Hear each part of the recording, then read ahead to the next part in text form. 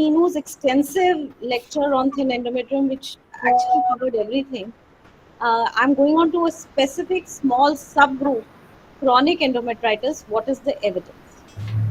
So, chronic endometritis is a disease of continuous and subtle inflammation. I say subtle because you really don't get to know that there's an inflammation, characterized by infiltration of plasma cells in the endometrial stromal area.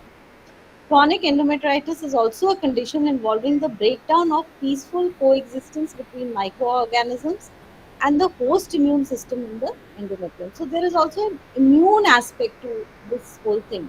There is an infection and there is a breach of immunity. Now, why are we discussing this? Despite accumulating reports on chronic endometritis association with poor reproductive outcomes and the evidence effectiveness of antibiotic treatment on its resolution, this inflammatory condition is still not routinely investigated in patients with infertility. And hence, we need to get to know it better so that we can probably put it into our practice. And why has it not been focused much? Because it is a time consuming microscopic examination required to diagnose chronic endometritis. The disease is of benign nature and generally it is asymptomatic or has vague symptoms. So, what are these vague symptoms? Pelvic pain, DUB, dyspareunia, vaginal discharge, vaginitis, recurrent cystitis, mild GI discomfort, or actually nothing, maybe just infertility. Why is it difficult to calculate the prevalence of such a disease? Because prevalence is really not given. And that is basically because if we are looking at symptoms for diagnosis, they are all non-specific. We have to perform an endometrial biopsy to confirm diagnosis.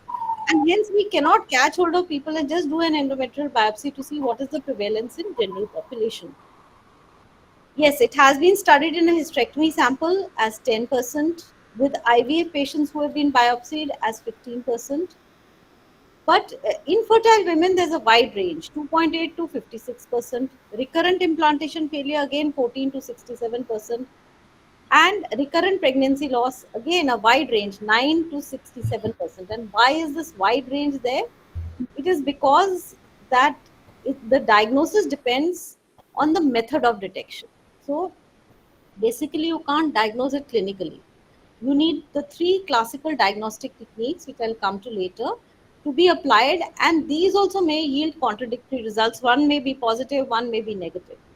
So, what are these three techniques we are going to talk about? There's the endometrial biopsy and the histopathology, there is a hysteroscopy, and there is the study of the endometrial microbiota through biopsies. A recent review and meta-analysis of 2020 by Young, who studied 12 studies, out of which there were 6 prospective studies, found 6 different diagnostic criteria for chronic endometritis, and hence authors cannot reach a consensus on the diagnostic criteria of chronic endometritis, and that is the main problem. So, when you look at histopathology, we consider it to be the gold standard in diagnosing chronic endometritis once we see plasma cells in the stromal area of the endometrium. What is the role of the plasma cell?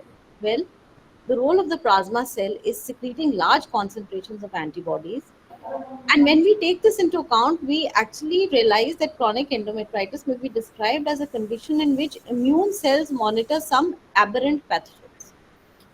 Accuracy of this particular diagnosis, that if I am finding plasma cells, well, the accuracy is compromised by inflammation within the uterus. It could be a mononuclear inflammatory cell infiltration, a stromal cell proliferation, a plasmacytoid appearance of stromal cells, and a pre-decidual reaction.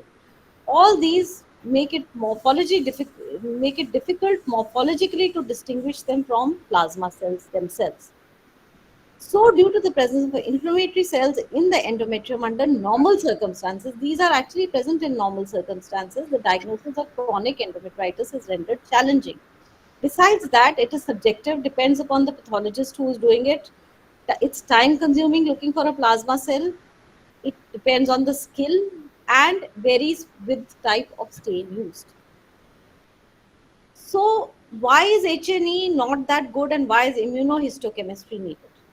Now, we actually, to diagnose chronic endometritis, at least in my clinical practice, I always send a CD138 IHC.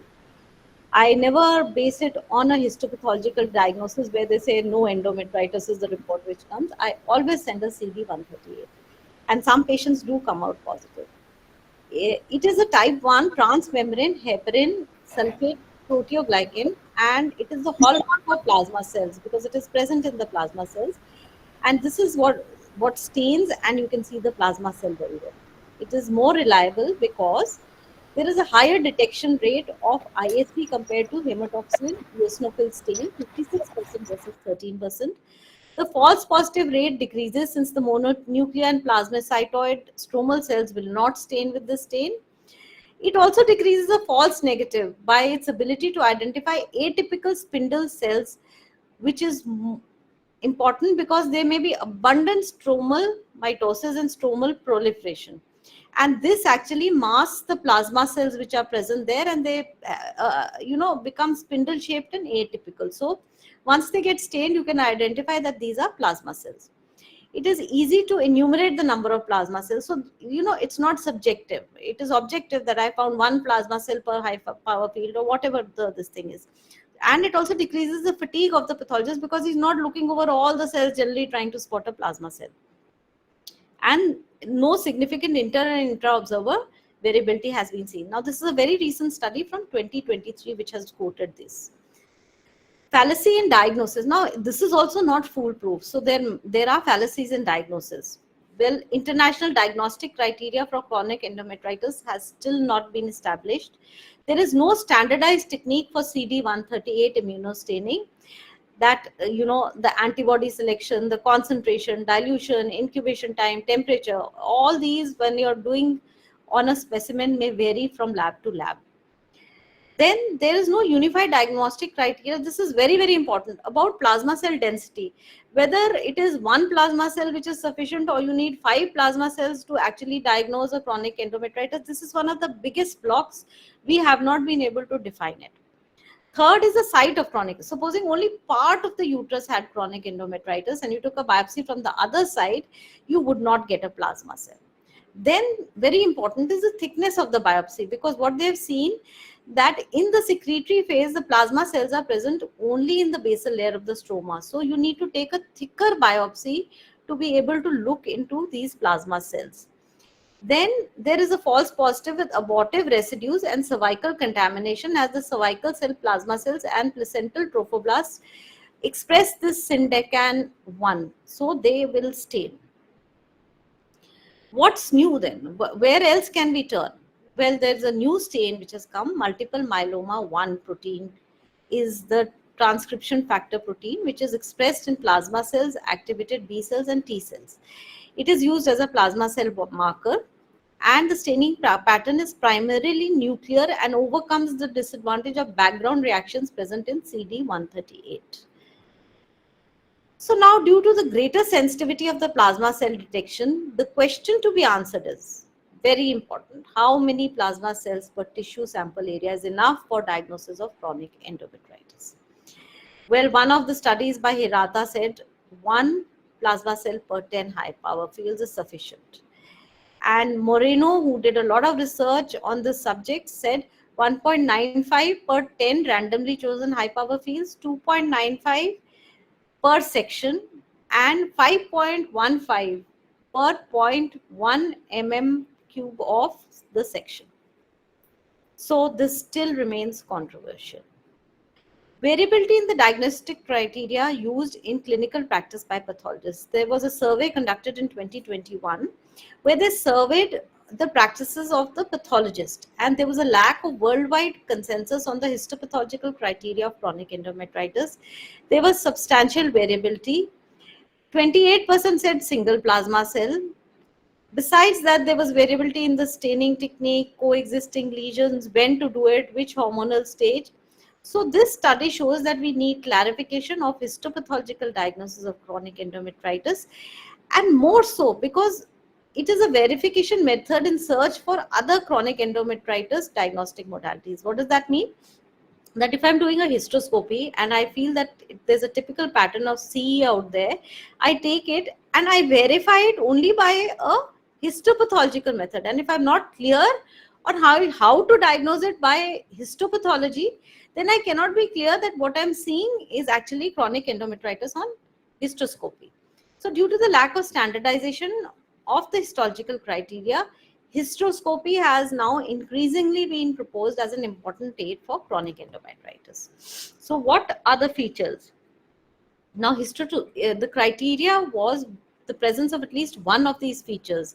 This was hyperemia, that is periglandular level, strawberry appearance, extensive hyperemia with a wide central point that is localized and scattered throughout the cavity, stromal edema showing as pale and thickened endometrium in proliferative phase, micropolyps less than 1 mm having a positive and negative predictive value of 93% and 89%. Correlation between hysteroscopy and histology for detection of chronic endometritis was found to be 93%. However, there were other studies which showed a lower sensitivity, and actually it depends on the skill of the clinician who's doing the hysteroscopy, whether he can detect chronic endometritis or not. Therefore, while hysteroscopy remains to be useful, it should only be used to assist histological diagnosis of chronic endometritis. The working group for standardization of chronic endometritis did a Delphi consensus, and the diagnostic criteria, they defined it as presence of at least one of the following hysteroscopic findings: strawberry, focal hyperemia, hemorrhagic spots, micropolyps, and stromal edema in follicular phase. However, this is again subjective and it is dependent on the physician experience. This Delphi method was done in 2019. So what are the set of visual factors you actually can rely on? There's a huge list and they said any one, but will a combination of two be better? So this was a study by Cincinnati who did a lot of work on chronic endometritis, and he found that edema and hyperemia together gave a sensitivity of 92% and a specificity of 93%. But if you combine micropolyp with it, what happens is that the sensitivity becomes 99%, but the specificity decreases to 55.4%. That means that absence of endometrial hyperemia and edema was sufficient to rule out chronic endometritis. That means if you're not seeing these two things, most probably it's not chronic endometritis. While the presence of a micropolyp became a very reliable visual feature, although not that common. So micropolyps are not common, but if you are seeing them, then you are actually probably seeing chronic endometritis because it has a sensitivity of 99%. Another study by Song in 2019 showed that one positive feature, very similar findings, had a sensitivity and specificity 59 and 67. But when you went to two positive features, the sensitivity increased to 99 and the specificity decreased to 5%. The conclusion from the study was that the presence of hysteroscopic features of chronic endometritis should lead to a diagnosis, increasing the likelihood of histological confirmation.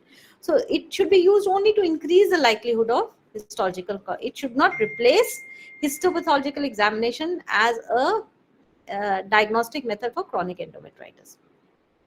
So here comes the question of some people saying that hysteroscopy is suitable for first-line diagnostic criteria, and I do not need to send a biopsy for chronic endometritis. A very good systematic review of 2020 asked this question, whether hysteroscopy was suitable for first-line diagnostic criteria. 15 studies with over 5,000 participants, and what they concluded was because of heterogeneity, the data was not sufficient and they cannot confirm that whether hysteroscopy alone was adequate for diagnosing. So this is very, very important. We need to standardize the histopathological diagnostic criteria before we do any other studies. Correlation between the number of plasma cells and hysteroscopic findings. It was found that when the higher the rate of plasma cells, the more likely the occurrence of hysteroscopic features of chronic endometritis. So there is some correlation between the two.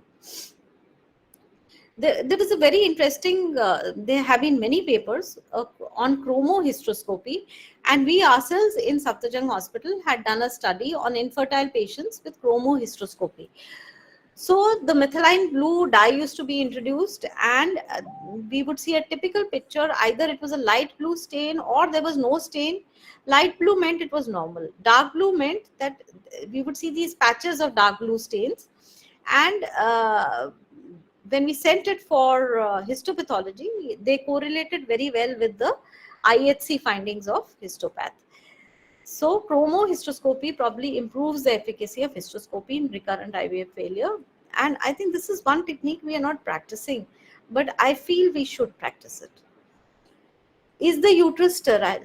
Now, coming on to our third diagnostic method, that is identifying the microbiota actually and saying, okay, this is the thing which is causing the chronic endometritis. For years, we have said there's a cervical mucus, there is an endometrial epithelium and its immune cellular components, and there's a huge immune system in place which is preventing any microbiota from entering the endometrial cavity. But this myth was busted. Microorganisms were detected in the endometrial cavity of a healthy asymptomatic woman. Uterine mucus plug was shown to be incomplete in blocking the bacterial ascension. Particles can translocate from the vagina to the uterus. Within minutes, it has been shown because of the pump. Existence of microorganisms in the uterus has come to be accepted now as thought to be the main factor. Then there was a PEAT study, and they found that the infectious agents, chronic endometritis, were most commonly bacteria, and they found these bacteria to be commonly there. 60% of the women with PID presented with non-gonococcal or chlamydial infection. There was also fungal infection in place, and also tuberculosis, which was highly prevalent and caused implantation failure. Besides that, they said herpes simplex virus and cytomegalovirus virus can cause endometritis, but the relationship between viral infection and occurrence was still unknown. So, why are we concerned about this endometrial dysbiosis? Because it is emerging as a cause of implantation failure and pregnancy loss. And it needs to be investigated to improve clinical management of infertile patients. The altered endometrial microbiome could be characterized by a low amount of lactobacillus. So what are the new detection? A positive microbial culture from a histopathological specimen showed a positivity of 52% and 73%. But they went on to further test by quantitative PCR, that is Alice Emma, which have come in, and the new generation sequencing of 16S RNA gene. And they found that there were certain women who were lactobacillus dominant and they were healthy women. There were some who were lactobacillus non-dominant, but these were also present in healthy fertile women, suggesting that there could be microorganisms other than lactobacillus which are considered normal.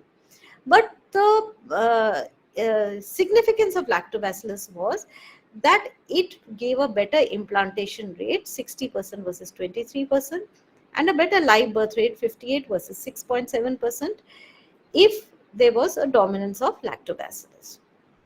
So here you see, this is through the PCR, the lower tract all has predominantly lactobacillus. As you go to the cervix, there are some other organisms which are coming. And when you go into the uterus, you see that the lactobacillus is absolutely gone, and mostly there are other organisms. This is a small 1/3 part of it. And higher up, it is totally not there. Now, what is the origin of this bacteria? Is it vaginal? Polymicrobial biofilms containing Gardnerella vaginalis attached to the endometrium and fallopian tubes of the women with bacterial vaginosis. So, that means they did detect this G. vaginalis in the uterus. And patients positive for pathogenic bacteria in both vaginal secretions and endometrial secretions, only 32% cultured the same bacteria. Hence, Cincinnati concluded that bacterial cultures of the vaginal cavity cannot predict the endometrial microbes and swab, and that is what is going to tell me what is there in the uterus. The cause of chronic endometritis may not necessarily be a sending infection from the vagina. It could also be from the oral cavity, from the GI colonizing the distal mucosal sites. It could be from the peritoneum, and it could be vertical transmission from the mother to the newborn also. Now, this new technique which we are talking about, we get all these fancy labs telling us to send it, how accurate it is. So they found high sensitivity, specificity, and accuracy of this molecular diagnostic technique. What are the implications of detecting? We have to understand that if we do find a positive with these molecular techniques, what is the implication? The mere detection in a mucous membrane does not differentiate between living and dead bacteria. Same as what we do for TB PCR. There may be dead bacteria and we may be reading into it. This may lead to misdiagnosis, although there is another thing which cannot be excluded, that even inactive bacterial fragments can cause chronic endometritis by creating an inflammation. The result in the blind application of broad spectrum. So what is happening is people are testing and then giving antibiotics broad spectrum. And then basically it is against good practice, because the diagnosis, if we are looking at it, we are actually, there is no diagnosis, and we are making a diagnosis by trying to prove that there is a cure rate with the antibiotic which we have given. So the endpoint of successful therapy now is not the eradication of the pathogen, but the absence of plasma cells. So there are a lot of things in this now. This MILS which have come in, we may be sending it, but there are a huge amount of things here we need to understand. So the modern concept behind chronic endometritis pathophysiology model focuses more on microbial and immune crosstalk. So basically the immune aspect is coming up much more than the presence of the bacteria in the uterine cavity. So existence of normal flora, the changing concept. So what this particular study found was that there were 9 pathogens were evaluated by real-time PCR. And what did they find? They found similar detection rates of the pathogens were observed in patients of chronic endometritis as well as those who did not have chronic endometritis. And hence they said that the main issue of chronic endometritis is thought to be the interaction between the microorganism and the endometrial immunity, rather than just the presence of the microorganism. The microorganism may be present even in a patient who does not have chronic endometritis, but it is basically the breakdown of immunity which is causing all the problems. So then they went on to study the immunity.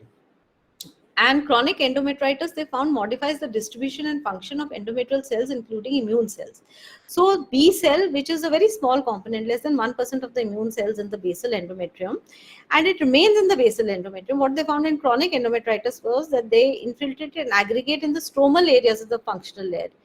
So, and they may also rush into the glandular lumen. So this was the change they found with B cells. With T cells, they found that the natural killer cells CD56 and 16, they play an important role for successful pregnancy. And these were decreased in chronic endometritis. And hence we think of an immune cause. So how does it impact decidualization? Now, mediators of inflammation and immune response, we know that they are very important for implantation. And chronic endometritis can alter these leukocytes, cytokines, chemokines. And there is an increase in IGF-B1, P1 expression and a reduction of IGF-1 expression. Then what about progesterone and estrogen receptors? Modifying these receptors can again alter the implantation rates. And what does chronic endometritis do? It weakens the action of the progesterone, causing a progesterone resistance. Movement, it also impacts the movement of the endometrium and the retrograde contractility. One of the studies showed a 3.3 times lower retrograde contractility, and it affects the synchronized movement of the endometrium and myometrium and affects the endometrial expression of the genes.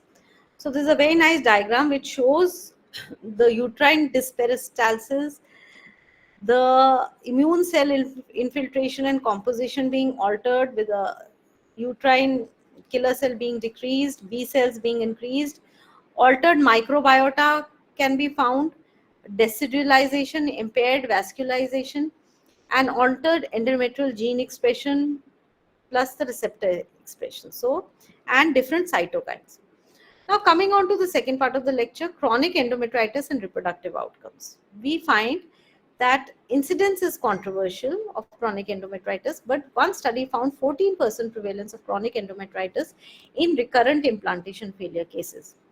There was another study by Cincinnati, again he did a lot of work, and he found actually a 66% incidence, and this was attributed probably to the competence of the pathologist and the hysteroscopic surgeon, and also selection bias, because he was a referral center for this particular problem, so he had higher cases coming in. What about recurrent pregnancy loss? Again, 57% of the patients showed a hysteroscopic sign, 91% were confirmed by histology, and 68% had positive cell cultures. So definitely there is some correlation here. So can we salvage these cases? So what do we do? Well, he said that ciprofloxacin 500 for 10 days against gram-negative, and amoxicillin clavulanic acid 1 gram for 8 days against gram-positive, or doxy. So I normally, give Ciplox or doxy for 21 days, because they say that chronic endometritis is very, very difficult to get out. So in my clinical practice, if I found plasma cells on CD138, I give it for 3 weeks. Then you do a culture after that, and if the culture is positive, then the antibiotic protocol is repeated, and you can repeat it up to 3 times different antibiotics. If the culture is negative, you can leave it. You can also just give a single dose of intramuscular ceftriaxone, and if you can also probably, instead of ciproflox, you can give doxycycline and metronidazole for 14 days. Very important is the probiotic. Now a lot of us are giving this has come in a big way, the lactobacilli, and we have started giving probiotics. But with this one thing we have to understand, that it is not the oral probiotics which are going to act, it is the vaginal tablets which are going to act, and a minimum period of 6 weeks should be there for them to act. And in India, there is only one company which is producing the vaginal tablets. Zuventus is doing it. Now, response to treatment. After the first course, there is adequate response in 94% patients, and you find that they are treated. After 2 courses, for the rest who were left, the 6%, 100%. Live birth rate increases from 7% to 56% in Queen study. They responded to antibiotics, and live birth became 61%. If it was persistent endometritis, live birth was 13%. This is Cicinelli's study. Could it be from another factor? We are saying, oh, the live birth is improving, everything is improving. We are doing a diagnostic hysteroscopy and endometrial biopsy. So hysteroscopy could physically probably remove bacterial biofilms which are involved in the pathophysiology of chronic endometritis, and that's why they're getting pregnant. Or it could also be just, you're doing an endometrial scratch and all this process which is secreting cytokines and causing embryo implantation. That is a food for thought. Is it important to have a proven histological diagnosis before chronic endometritis, before giving treatment? Now, this is a very important factor. This is a meta-analysis done in 2018. We often feel that, oh, why do the biopsy? Let's just give her doxy for 14 days and she should be okay. So a total of 796 patients of RIF were studied in this, and women receiving antibiotic therapy without histological confirmation of CE did not show any advantage in comparison with the untreated controls. So be sure that you're going to be treating a lot of women with doxycycline or Ciplox unnecessarily. So a biopsy proven diagnosis is very, very important, and hence we stress that the criteria for diagnosis has to come up, because this is so very important. Is it important to document cure after antibiotics? Now, this was a meta-analysis done by Vitagliano in 2018, and he compared the cured chronic endometritis versus the persistent chronic endometritis. They showed a 6 times higher ongoing pregnancy rate, 4 times higher clinical pregnancy rate, and a 3 times higher implantation rate. So definitely we need a cure. Now, cured chronic endometritis versus those without chronic endometritis. So IVF outcomes and miscarriage rates were comparable. So cured chronic endometritis versus those without. So once it is cured, it is as good as no chronic endometritis. There is no residue which is left. So a control biopsy should always confirm the cure rate of chronic endometritis. Now, when you give doxy, this particular study, McQueen's earlier also was quoted, single course of antibiotics 94, 2 courses 100. And live birth in the first ET cycle and in RIF patients cured by antibiotics was 32% versus RIF patients without chronic endometritis, which was 22%. In this studies, the author sets RIF patients without chronic endometritis as controls. So he is taking a control of RIF patients who don't have endometritis, versus those who are cured from chronic endometritis. Impact of treatment, again, clinical pregnancy rate 65% versus 33, live birth 60 versus 30. Now, there can be fallacies even in this. It is point worthy of note that the cure rates reported ranged from 59 to 99%. But there was not a single randomized controlled trial, and we are depending on all of them. The fact that the application of broad spectrum antibiotics like doxy, amoxy, Ciplox did not erase the plasma cells in some of the cases, they were still present. So, should we look at another cause where it may not be microbial, it may just be sterile inflammation? Definitely. So, to conclude, the gold standard of diagnosis is immune histochemistry CD138 of plasma cells. Histoscopy is useful, and it should assist the histological diagnosis but cannot replace it. And chromohistography is actually a very good adjunct to diagnosis, and we should start using it in our routine practice. Chronic endometritis has a negative impact on receptivity, Yeah, agree. and adequate response to antibiotic therapy may And significantly improve the reproductive outcomes. For treatment to be effective, remember, before treating, diagnosis should be proven. After treatment, cure must be proven. The unseen enemy is always the most fearful, most fearsome. Diagnosis is not the end, but the beginning of practice, as per Martin Fisher.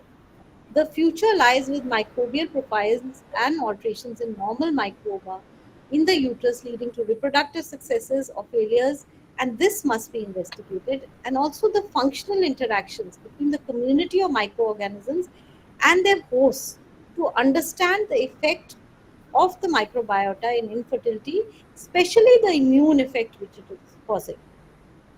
Identification of endometrial dysbiosis as a new cause of infertility opens a new microbiological field in the evaluation of endometrial factor, highlighting the relevance of assessing the microbiota and restoring a favorable endometrial flora. The long road towards definition and the therapy of chronic endometritis to prevent over-detection and over-diagnosis. We still have to travel this road, and we are doing it. Probably we will at some stage reach the end of the road. Infertility in recurrent implantation failure, recurrent pregnancy loss.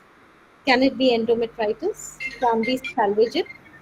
Definitely. Yes, we can, with more randomized controlled trials for diagnosis and treatment. Thank you. Wonderful. Thank you, ma'am. thank you so much, Dr. Surveen, for such comprehensive and such a vast lecture. You have covered it, and topic you have covered it in such briefly and such in a beautiful manner.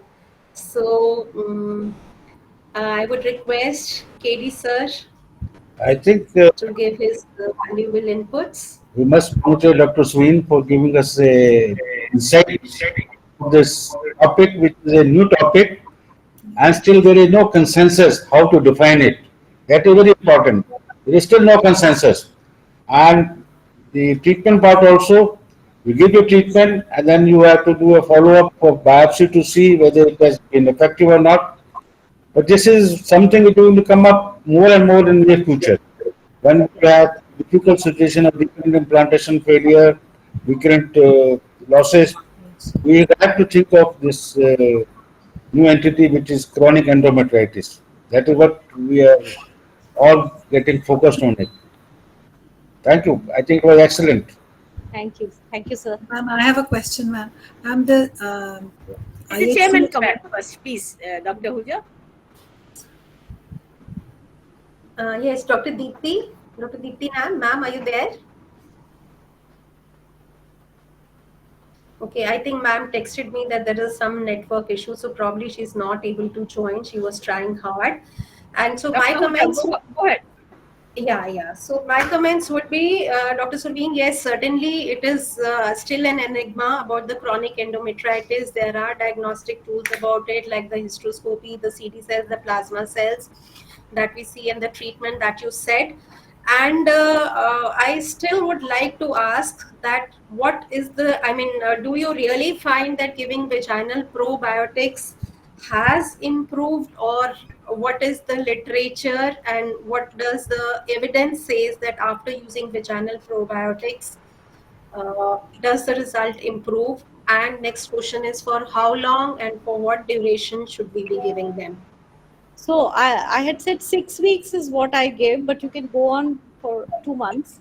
And I am giving only vaginal. I don't give oral when there is a proven chronic endometritis, Yeah. when they find plasma cells in it. And what I have seen is that because I'm also giving antibiotics, the plasma cells are no longer there when I repeat the biopsy. I do repeat a biopsy before I actually implant the embryo. I would be unable to comment whether the whatever successes are seen are because of the antibiotic or whether it is the probiotic.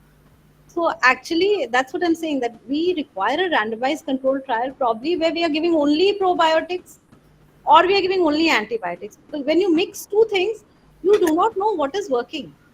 True. But yes, it does work.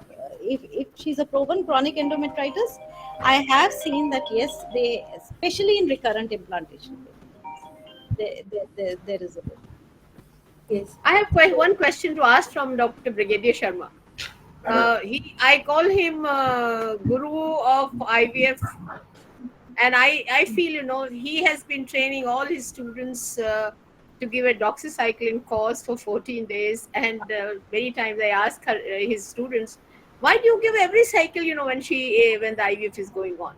So I will ask I want to hear from the horse's mouth, what is your rationale of been giving over the so many years doxycycline for 14 days in every IVF stimulation, sir? Madam, doxycycline, it has got various roles. It is not only to treat the normal infection, even for urea plasma, and that also is one of the factors which can be corrected by doxycycline. And normally, whenever we are starting an IVF cycle, we give doxycycline to both the partners. And whatever antibiotics you are giving, to prevent chlamydia, to prevent urea plasma, should be given to both the partners. Because otherwise, what happens? You give to the woman only. After they have intercourse, the husband the woman again. So this is very important that we give it both the partners for equal number of days and together. Now, I must compliment Dr. Surveen. She brought a lot of new things. How to the histochemistry and all. To diagnose, because these are lacking, and from where to get a good pathologist to do all that is another challenge. But on ultrasound, if you look at it, sometimes you find there's a group of patients where the sub dermal layer, there is a persistent hypoechoic area, and which is quite broad than the normal. And if you put the color Doppler in that, you find there's an increased vascularization over there. So this possibly is also one of the indicator that yes, this lady may be having chronic endometritis, because the subdermal hypervascularization. And then we can further work on whether we want to do hysteroscopy or we want to individual biopsy, and to diagnose the chronic endometritis. But definitely, uh, what I feel is that the personal hygiene is a big issue in Indian, general women population, and that is the cause of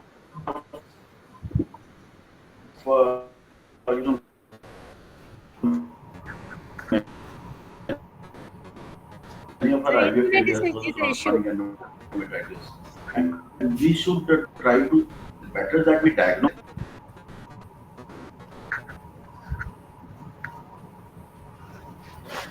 So your voice is not audible, I think. A little, I think, network error. We can't hear you properly, sir.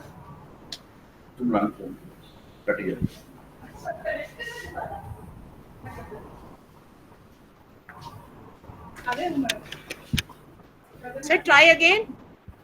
Yeah. So you're muted. Can you hear me, madam? Yeah. Yeah. So what I feel is that whenever we are treating for chronic endometritis, we should treat the couple, not only the woman, because it's the male who may reinfect her again and again. And Dr. Ghumman has preferred vaginal probiotics. So many women cannot possibly afford. So a cheaper version would be to apply. I always tell my patients, take a spoon of curd, with that is on the private parts before you take bath, and then take bath, and within 5 minutes, and the lactal bacilli will, anyway colonize the private parts, and they will enter the vagina. So that is a cheaper version, which I normally advise to my patients. Instead of giving the vaginal, those who can afford, yes, vaginal, probiotics. Otherwise, most of the patients are very happy with the thing. And I have seen also, like, first speculum examination on the first visit is very, very important. That, now, this is another factor which I feel as a IVF specialist, so we just go for a transvaginal ultrasound on the first visit, and try to make diagnosis. I think we have lost this practice of doing a perspective examination, and then looking at into the cervix, looking into the vaginal walls, we may get a lot of information that yes, this patient requires further investigations or treatment, uh, and maybe antibiotics, or treat the vaginosis, whatever we find over there, we can treat that. So now, such a patients, when I treat them, and then I give them, tell them to use the curd, and I repeat the transfusion, this thing, the speculum examination, I find that the vagina becomes much clearer or cleaner after the local application of curd outside on the vulva. So this is a cheaper version of vaginal testing. Dr. Surveen, I want to ask you, from where do you get the CD 138 done? It's done in Max. Okay. The pathology department is doing it. Okay. I think a lot of pathologists are doing it because you need it for the multiple myeloma and all these diseases. They need it for that also. So if the Max is doing, then probably outside lab also should be doing Yes, it. they are all doing Okay. it. Yeah. I just wanted one comment that when you give doxycycline, do you not feel that you're altering the natural flora by giving the antibiotic in a woman who's not proven with endometritis?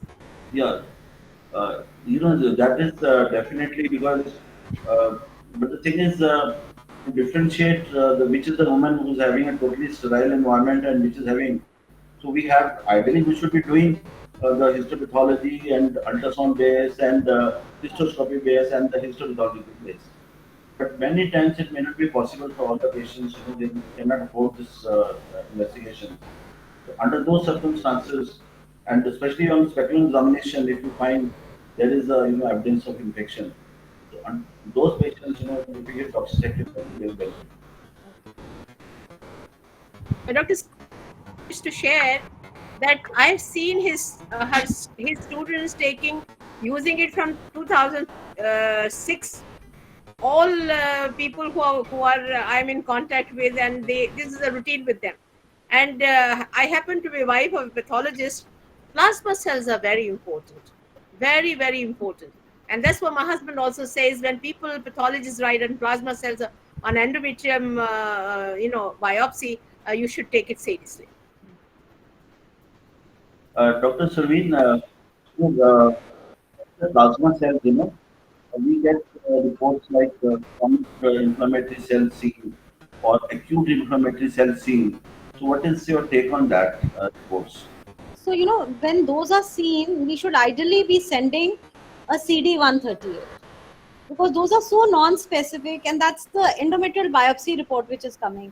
No, they'll say chronic endometritis or they'll say no endometritis. Those are just based on routine checks. So when you are finding that specific report which you are saying of inflammation, definitely a CD138 is needed for that patient to make a diagnosis that yes, she is a chronic endometritis. Not a very expensive test, ma'am. No, it's not very expensive. So today we are going back with a lot of new things.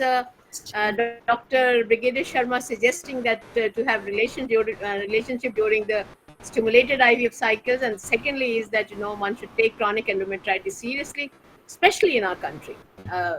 This should be really taken, and there is another entity other than tuberculosis which is there on the horizon. It's absolutely old thing, because I feel Dr. Brigadier Sharma must have something must have triggered him. So all his students have been using it, doxycycline. I always ask them, why are you using it? भाई हमारे गुरु ने बताया, हमने तो use करना है. In fact, there is a story behind that. When I started IVF, Dr. Sardana, madam, we had a discussion. I told madam, the patients are becoming pregnant, all right, but they, within 6 weeks and all, I find that they are, having missed abortions. So, what could be the reason? That is the time. She gave me the Guru mantra. She says most of the time, they have infection, so chlamydia or urea plasma. So you give them doxycycline, and you'll find that your patient will continue with the pregnancy. And since then, I've been using it. So I really, though I wouldn't say that after 6 weeks I don't see some heartbeat going, but definitely, the ongoing pregnancy rate, it's more than what it used to be when I was not giving doxycycline. This is almost a more than 20 years old story. When my guru gave me this Guru mantra. Shalini, Yes. yes, Yeah, Dr. I think Dr. Meenu has one question. So we just take this last question from Dr. Meenu and then we just wind it up. Ma'am, my question was one about the cause that ma'am has already asked. The second one was that when you take ma'am, the sample is taken for IHC, so it is usually post hysteroscopy, or even as an OPD procedure, you sample the endometrium and send it. What is Can be either way, but usually with an infertile patient who's had recurrent losses, RIF or I will do a histoscopy and then and that would be the best, because you'll get a histoscopic finding also. But in case they've already had it, then we can do it as an Then OPD procedure. Yeah. Yes, you can use that pipple forceps, Meenu, which is a very small, thin pipple forceps, and then you can send it for. Because there's no contamination here, na? It's a histopath diagnosis, so it doesn't matter if it's going like through the vagina. Right. So we had very interesting webinar. So many take-home messages and so many new things we have learned. I guess all the delegates have been benefiting from this webinar, because these two topics we all face in our day-to-day practice: thin endometrium and chronic endometritis. So I sincerely thanks my mentors, Dr. Sharda Jain ma'am and Dr. K Sharma sir, for leading this webinar every month and for guiding us, and all the speakers, Dr. Meenu Handa, Dr. Surveen, and the chairpersons, Dr. KD sir, Dr. Dipti Nabh, if she has joined, and that was a very interesting session.